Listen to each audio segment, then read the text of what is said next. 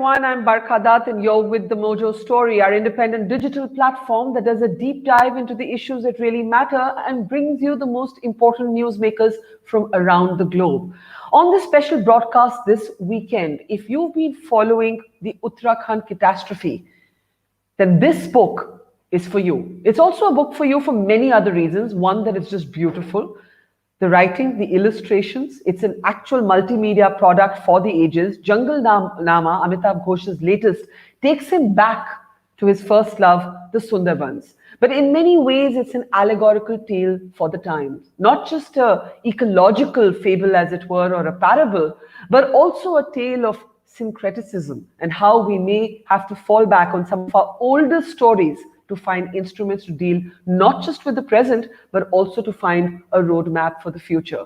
It talks not just about the environment, but also about the power of multiculturalism and how in our roots, in our history, in our civilization may lie a way for the future, especially in the divided, polarized, depressing times that we live in.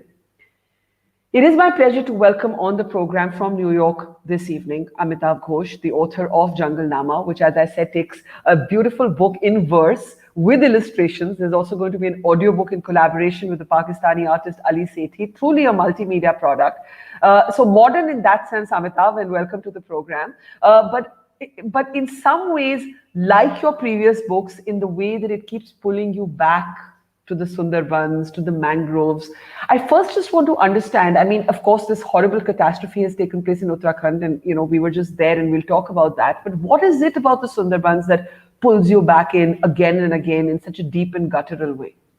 Well, it's interesting that you're sort of saying that in the context of Uttarakhand. And before I get into it, let me just say it's a great pleasure to be on your program and thank you for having me. But the Sundarbans and Uttarakhand have only one thing in common, which is that they're both extraordinary ecosystems, They're both absolutely astonishing and ecosystems in completely different ways. But they're linked also by the Ganga, by the river, Uttarakhand is where the Ganga begins and the Sundarbans is where the Ganga ends, So in that sense, there's a kind of real connection between those two, So the Sundarbans is a completely astonishing landscape, really. It's, as you can see there, absolutely flat.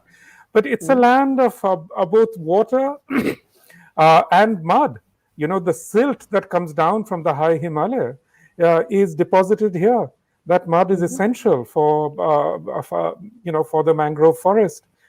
So I myself, I've been fascinated by the Sundarban for a very, very long time. I've been writing about it. One of my novels, The Hungry Tide, is set in the Sundarban. Yeah. So, it's a landscape that's drawn me back again and again and again, because it's one of the most interesting things about it is that the Sundarban is about confluences. It's about connections. It joins, land and sea.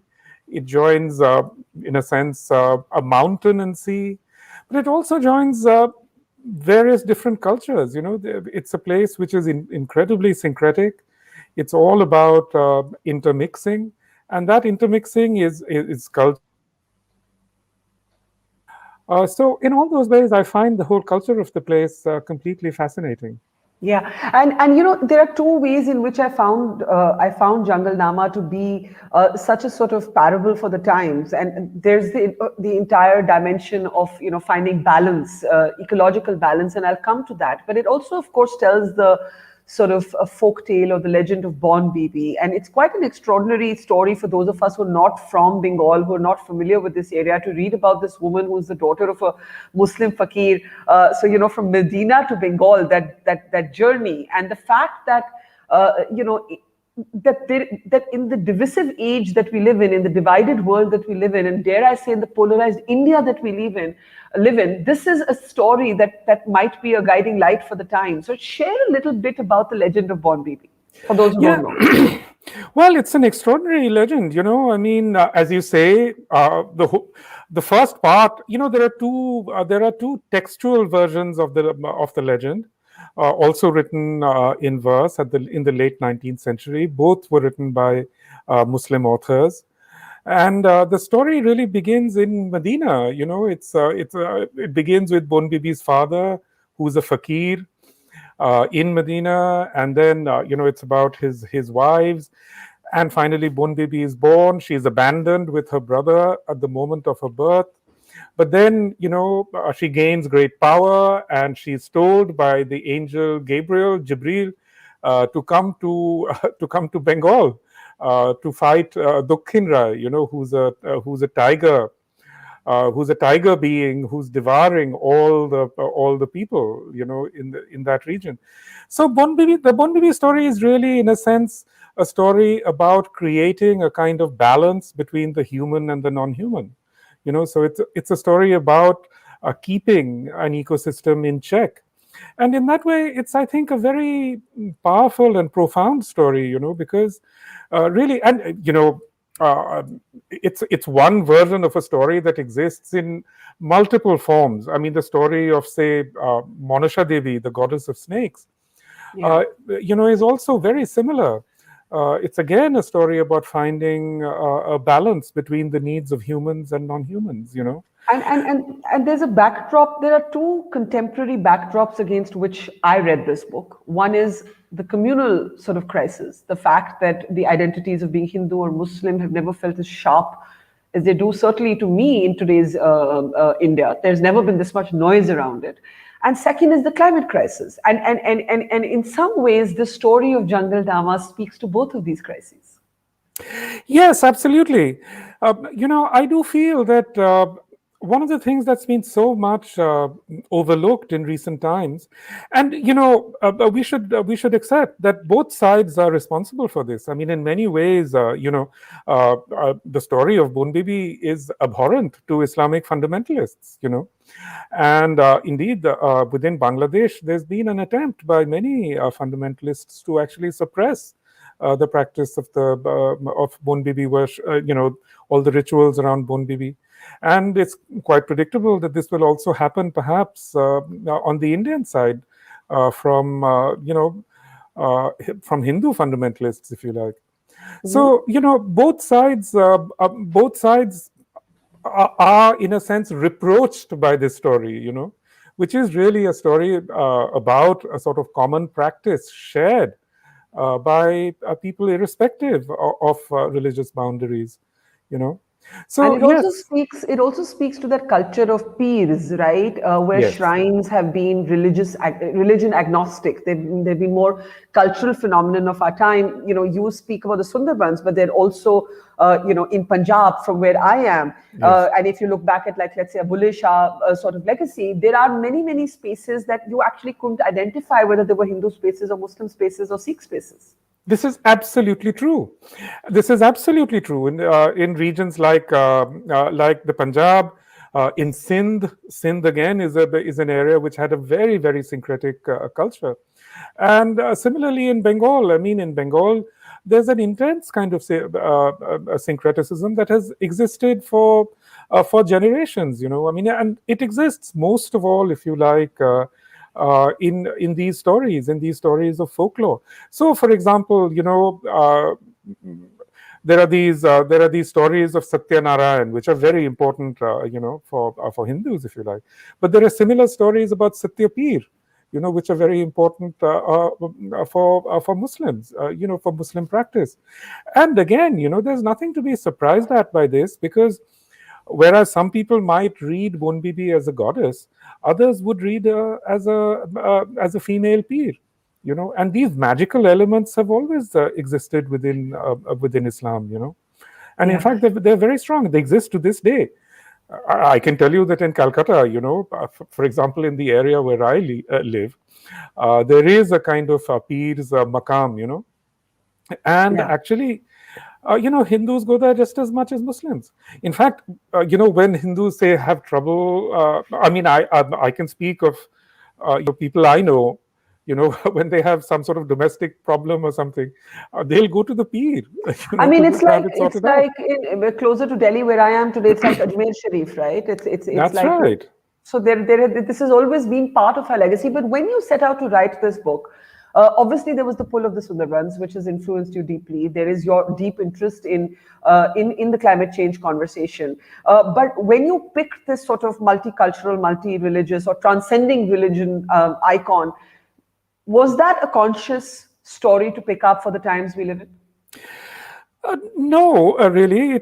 I mean, yes and no, I would say. Yeah, yeah, Look, I'm not trying to teach anyone a lesson about, what they should believe or how they should believe it. yeah. This is, I'm not even trying to say that, this is a story of, from one side or the other, because that's not important.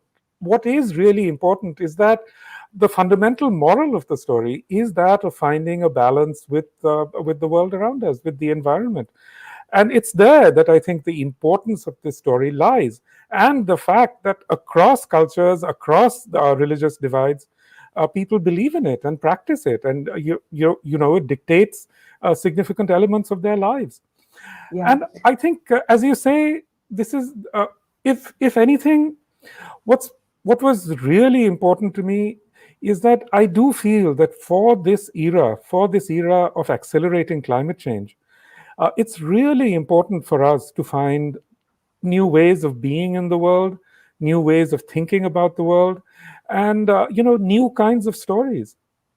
So, the pictures you're seeing on your screen right now are from a trip that I just finished to Uttarakhand, and this is how denuded the mountains look at this point. And some of the pictures I'll show you in a bit are even worse. And the reason I bring this up is because you said the Uttarakhand mountains and the Sundarbans are bound by the Ganga, but they're actually bound by another very interesting thing that I thought of when I was reading Jungle Nama, and that is the fallback on our old stories, right? So even in Uttarakhand, I met a number of these women who spoke about their land being the sacred land, the Dev Bhumi, and what's happening to it. But I just want to show you what these mountains look like right now. If we can play the second video, there's just construction, rampant construction everywhere. This is basically what they look like. It doesn't look like what I remember the Garhwals and the Kumaons to be at all from our childhood. There is every couple of kilometers, you sort of hear the sound of the JCB machines going at the mountains, digging into them, blasting the tunnels. And that could be one of the reasons, we don't know for sure, for the recent glacial burst. And by the way, no lives were able to be saved out of that Tapovan tunnel. Now, Oh, Amitav, really? yeah, no lives. I was there, and no lives. We've not been able to save any lives of the people trapped inside. The rescue operations had to be called off because a debris-like, the debris caused a lake-like formation. There's now fear that the lake will burst and there will be more flash floods. Now, I bring up Uttarakhand because it's actually the same. It's the same sort of existential warning that you have used the Sundarbans to tell us about. It's very interesting that you say that. Sundarbans is one part of the country that I have a close connection with, but also Uttarakhand, because I went to school in Dehradun, and we spent a lot of time in these mountains. And these pictures that you're showing me, and the pictures that I've seen on YouTube and the net and so on, it's absolutely horrifying. Completely horrifying. I mean, I remember from my childhood, these were so densely forested. These mountains were so densely forested. My parents used to love to go on pilgrimage. So I've been on pilgrimage in these mountains many, many times, to Badrinath, Kedarnath, Gangotri.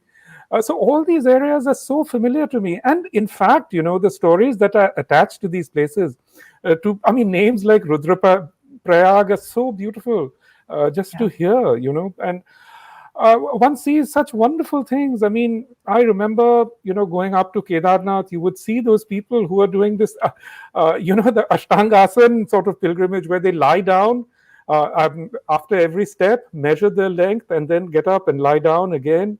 And they actually cross the entire country like that. I mean, these are such profound acts of reverence, towards this landscape. And to see this landscape being desecrated in this way, it's just hideous. I mean, it just makes you feel, and I'm sorry to say, the sad part of it is that the people who are wreaking this disaster upon this landscape are often would claim to be very pious, they would claim to be great devotees, And Yeah. yet they don't stop at all in destroying this landscape in this way. It's completely horrifying. And I bring it up not just because it's horrifying, because of course it is horrifying, and it's literally the next catastrophe waiting to happen before this one is even over. I was also in Uttarakhand in 2013 when the cloudburst took place. So for me, it was just an absolute sense of deja vu. But I bring it up because when I read Jungle Nama, I started thinking that maybe for us in India, we need to go back to our older stories to actually internalize what's happening and find a different language than, let's say, the language of Greta Thunberg, which we may not pay the same attention to because it's not as familiar to us. And so I went about in Uttarakhand, Amitav, talking to the women, and that's of course images from the Chipko movement. And Yes. one of the ironies is that the Reni Gaon, where one of the hydroelectric projects has been swept away on the Rishi Ganga, was the same village where the Chipko movement was born, and it was a village where till last year the villagers took the project to court. They tried to stop that project and they failed. And this is one of those horrible, costly, we told you so moments for the village, which is now in tatters. The project is washed away. And these are the women of the Reni village who basically tried to stop this project and failed. And what I want to do is actually play for you, Amitav, a very interesting statement of one of the women and how she spoke about how she saw this Dev Bhumi, as Uttarakhand is known, as you know, ruined and desecrated. You use that word in English in her own sort of colloquial hill speak, Garhwali sort of Hindi. That's exactly what she said. So I just want you to listen to her and then connect it back to your book and to the Sundarbans. आप बताओ यति देवी, ये क्यों होता है बार बार आपके प्रदेश में? मैं बोल रहा हूँ ये देव भूमि है, किसको खप नहीं चाहते। इन लोगों ने सब खोद कर धरती माता भी सब काना काना कर दिया। धरती माता को खोद दिया है। हाँ, सब खोद दिया। हाँ, और सब खोद कर कुछ नहीं। और वो देव भूमि ने देव तो उन लोगों ने ना हमको भी निकाला, तो आप लोग भी निकालता। तो ये कह रही है कि देव भूमि है, लेकिन देव भूमि को खोद के नुकसान कर दिया है। हाँ, सब नुकसान कर दिया। So she's really, in a sense, saying what you're saying. It's just that she's saying it in her own way. Of course, she's saying exactly what I'm saying. But again, Barkha, I mean, I'm a writer. I write stories. I've written this story hoping that it has some influence on people's hearts and minds. But if you think about stories, what story in the Indian tradition is more powerful than the story of Uttarakhand? The stories where really it is Dev Bhumi. It's through there that the Panchapandav, make their ascent, and that's actually what we do when people go on that pilgrimage. They're retracing that journey. And if this essentially a sort of sacred land can be desecrated in this way, it just makes you feel complete despair. What else can you do? I mean, no kind of idea of sacredness is any longer powerful enough to protect us, to protect the earth, Again, I'm so glad you brought up the question of the Chipko movement, because after all, this is the area where the Chipko movement began. And the Chipko movement has had profound consequences around the world. A tree hugging became a practice that people adopted all around the earth. And on that very terrain, look at the deforestation. And of course, we can say quite clearly that deforestation has a great deal to do with destabilizing the hillsides. I mean, these forests basically hold together the hillside, Yeah. With Jungle Nama, have you tried to find a new way to convince people? Because I know, I remember interviewing you on your last work that dealt with, this sort of suicidal development model. But even now, even after Uttarakhand, even after we couldn't save those workers rescued in that tunnel, even after one hydroelectric project has been washed away, we cannot convince people. Every report of mine was followed by trolls saying, oh, you just don't want development. We can't get people to somehow believe that this will not happen to them. This is still something that happens to other people. See, this is the thing. This whole idea of development has actually become... It cannot deliver what it promises. Obviously, I mean, if the dam is swept away, if people are drowned, and I mean, this story of the workers dying in that tunnel, my God, Yeah. I mean, what a horrifying story. Yeah. So, this is just development as rhetoric. Yeah. This kind of development can't deliver anything. It's a mythology. It's a very powerful mythology. It's a mythology of gigantism, And let's face it, it's a mythology completely borrowed from colonial Western models, So this is, I think, the true tragedy of contemporary South Asia, but you could also say of other parts of Asia as well, that we have been completely converted to a settler colonial idea. By the way, that's the tunnel. That's the tunnel, and the workers couldn't get out of that tunnel. We were there, and it was just horrifying. It's just helpless. You had relatives standing outside, someone's son, someone's brother, and you cannot even get the rest of the country to care about it. That's the most frustrating thing, and that's why I want you to go back to what you say when you say this development model is a mythology. Just elaborate on that. It's purely a mythology. It's a symbolic thing. I mean, these people just feel that, if you put up a gigantic barrier of concrete, that somehow it's taking you somewhere, even though it's completely predictable that this thing will be swept away. See, in this case, what happened? There are two dams bumper to bumper. I mean, the river doesn't even flow freely anymore. The Maser is almost gone. The otters are almost extinct in this stretch of water. So what happens is that when you have this flood hitting one dam and knocking that dam down, then that dam slams into the downstream dam and destroys that dam.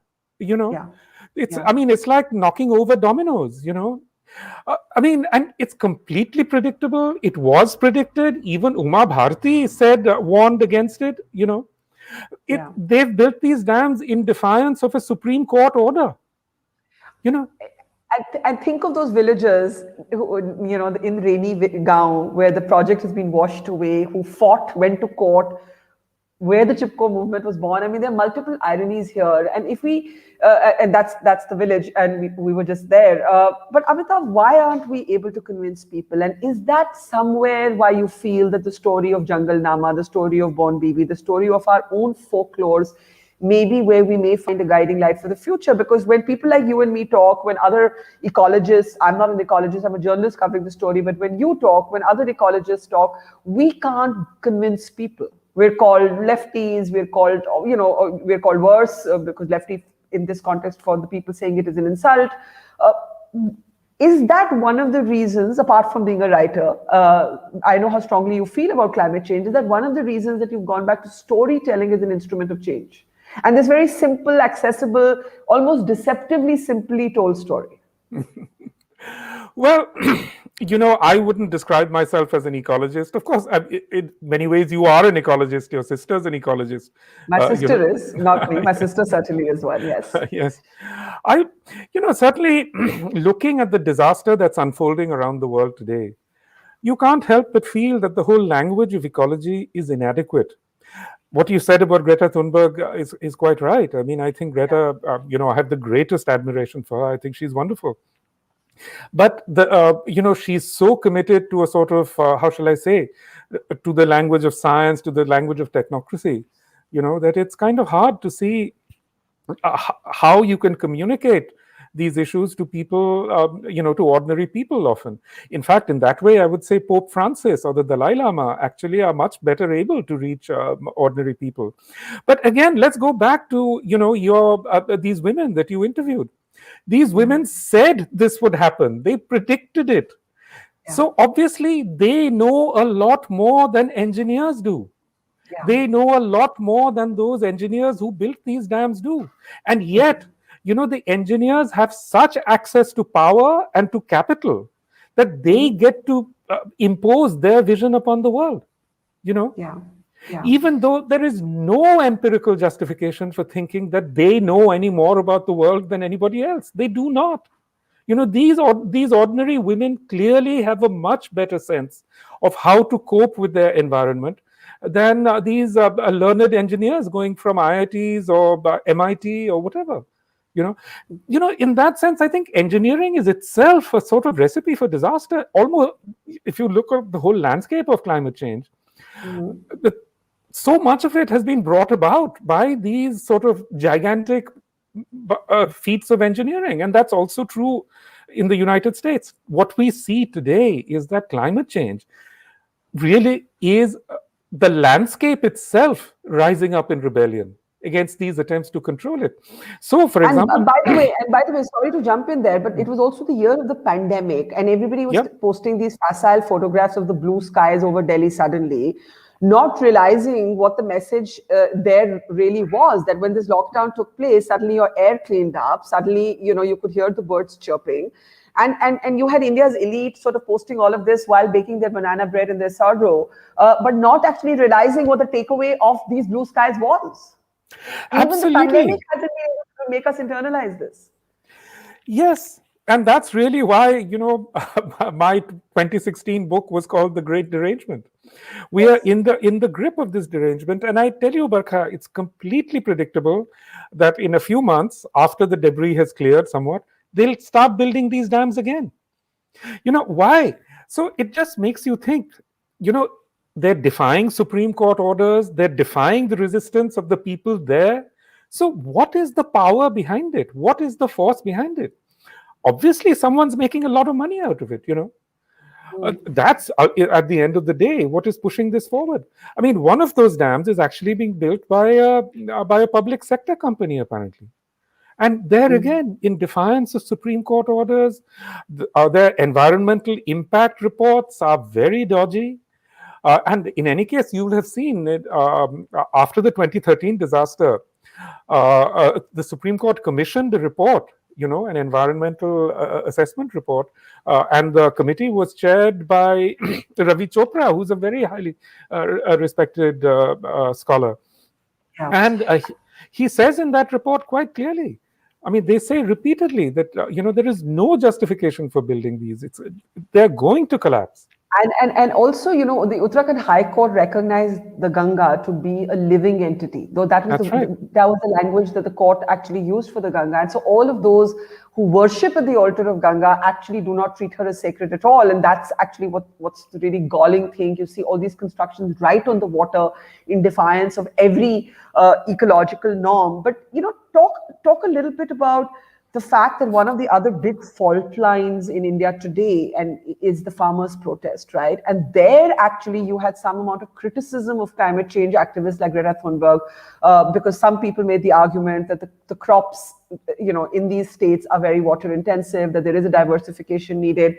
And so you had these two sort of competing activisms collide, right? So there was the farmers speaking up against what they see as a kind of oligarchy entry into their space. And then there were others, a little more nuanced, saying, so where are all the climate change activists? Why are we backing this model of agriculture? Look, again, if you look at the whole background of agriculture in the Punjab, it's a long series of the disastrous unintended consequences of engineering, beginning with the Upper Ganga Canal, going back a long, long way. It started introducing, water-intensive crops into areas that were essentially desert, water-intensive crops like cotton and so on, and setting that pattern for a long-term disaster. Similarly, the Green Revolution, what these farmers are dealing with now is the unintended consequences of the Green Revolution. Extremely high input agriculture, massive doses of fertilizer, of insecticide, pesticide, and very water intensive crops. I mean, an even bigger problem, I think, in the long run is the exhaustion of the Upper Ganga aquifer. The Upper Ganga aquifer provides water for hundreds of millions of people. It's now almost completely exhausted. You'll remember that last year they predicted that Delhi would run out of groundwater in 2020 or 2021. Yeah. What is going to happen now? We see the sort of erratic flow of the rivers as well. So, obviously, we are facing this absolute disaster. Now, if you take the question of climate change and the farmers' protests, I think it's a very interesting. It's a very interesting set of connections, because there have been articles published showing that clearly it's erratic rainfall, it's increasingly erratic seasons that ultimately make an agricultural crisis in that region. We all know, we've seen over the years the massive out-migration that has started from the Punjab, In 2016, I spent a lot of time in Italy, meeting these refugees who were crossing the Mediterranean. So many Punjabis. The Sikh Punjabi refugees, a lot of them are. Yeah, absolutely. Punjabis from both sides of the border, because that entire ecosystem of the Punjab is unraveling in the most disastrous ways. And the same thing that is happening in the Upper Ganga region in Uttarakhand is happening in the Upper Indus region. Massive flooding, massive outbreaks. So, what we are facing in the long run is an absolute disaster. And instead of trying to do something about it, instead of trying to take these issues seriously, really we have to accept that it's the entire Indian political class that has completely failed. How do you understand this great derangement, and do you believe that stories like Jungle Nama can take us back to a simpler, more accessible way of having this conversation without it being quite as politically polarizing? Like today, for example, if you and I set out of a conversation on big dams versus small dams, we'd be slaughtered and the people disagreeing with us would also take predictable positions. Does a narrative, a story like Jungle Nama, a simply told story of an old folk tale, offer a new way to address some of the biggest sort of existential crises of our times? I mean, we now know that by 2100, 1/3 of the Himalayan and Hindu Kush glaciers could just melt away. And probably worse if interventions are not made. Look, I mean, these vociferous ideologues, the strange thing about them is that most of them are very much acculturated within a Western extractivist developmental kind of mentality. And I think it is very important to remember, as many people have pointed out, that for forest peoples, indigenous peoples, people who make their living from the land, this idea of balance has always been a very important one. The idea of not taking more from the earth than the earth can give back.